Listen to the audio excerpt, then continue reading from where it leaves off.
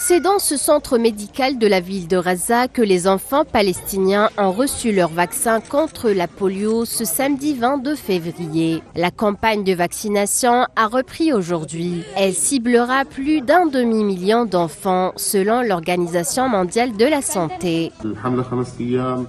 La campagne dure 5 jours. La vaccination se fera dans nos centres médicaux, dans l'agence de l'UNRWA et dans les points médicaux.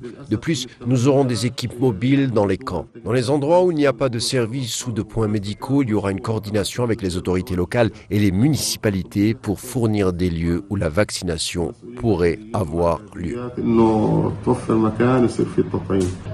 En septembre et octobre de l'année dernière, l'OMS a mené 2 campagnes de vaccination dans l'enclave, atteignant plus de 95% de l'objectif. Et pourtant, le virus circule toujours dans l'enclave, ce qui signifie qu'il pourrait encore atteindre un enfant sous-immunisé ou non vacciné. D'ailleurs, 6 échantillons ont été testés positifs en décembre et janvier, d'après l'OMS.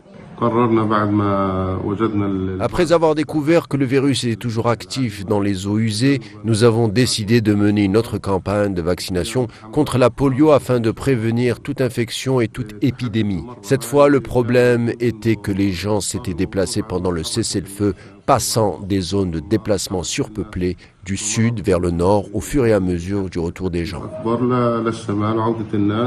Tenant son petit-fils dans ses bras, ce grand-père palestinien est content de pouvoir vacciner son enfant en toute sécurité. Bien sûr, nous sortons d'une guerre et grâce à Dieu, nous avons survécu.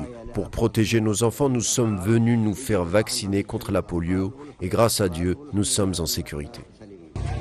Bien que l'accès des travailleurs de la santé se soit amélioré depuis l'entrée en vigueur du cessez-le-feu le 19 janvier, certaines zones n'étaient pas accessibles en raison du génocide. 7000 enfants n'ont pas été vaccinés à Jabalia, Beit Lahia et Beit Hanoun, selon l'organisation.